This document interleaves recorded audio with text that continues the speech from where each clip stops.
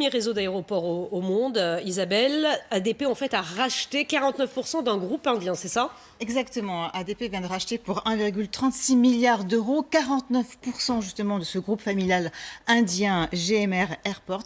Il se félicite donc maintenant de sa place de numéro 1 mondial, quand même, on peut pousser un petit cocorico. Aujourd'hui ADP c'est 25 aéroports et GMR va lui en apporter donc 7 de plus, notamment en Inde, aux Philippines et en Grèce. Mais alors pourquoi avoir choisi l'Inde en particulier pour ce mariage? C'est vrai qu'on peut se demander pourquoi l'Inde finalement. Eh bien, il y a 3 raisons principales à cela.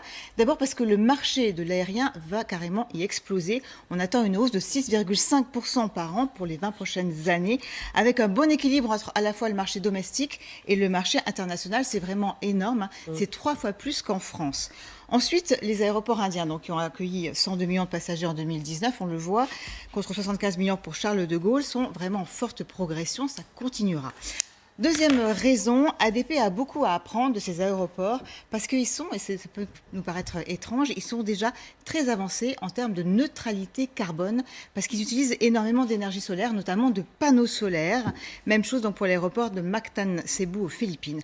Et puis le dernier avantage, c'est qu'ils ont beaucoup moins de process que chez nous. ADP a énormément de process. Aujourd'hui, on en a au total 18 différents. Et donc ADP aimerait s'inspirer de leurs pratiques. Premier réseau d'aéroports au monde. C'est très bien, mais qu'est-ce que ça va changer pour nous, les Français? Alors justement, c'est ça qu'on aimerait bien savoir. Aujourd'hui, on n'est pas très bon en France en termes de relations clients. On le sait, donc chez ADP. D'ailleurs, le président d'ADP lui-même, Augustin de Romanet, était venu faire une visite mystère, je ne sais pas si vous en rappelez. Ah bah si, bien sûr. Et il s'était étonné des files d'attente. Oui. Voilà, des files d'attente. Il ouais. n'était pas très content.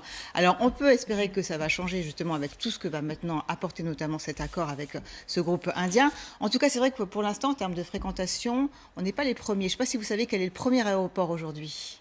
Au niveau mondial. De fréquentation. Ça doit être aux États-Unis, non? New York, Londres. Non. Et voilà, regardez le classement. C'est Atlanta, suivi par Pékin et par Dubaï et Paris qui ne pointe qu'en 10e place. Donc on est vraiment à la traîne aujourd'hui. On peut espérer justement qu'avec tout ce qui va se passer, avec donc les améliorations, notamment maintenant ça commence à s'améliorer. Vous savez, quand on passe la douane avec les portails automatiques. Alors c'est embêtant parce que pour les enfants de moins de 15 ans, c'est pas possible.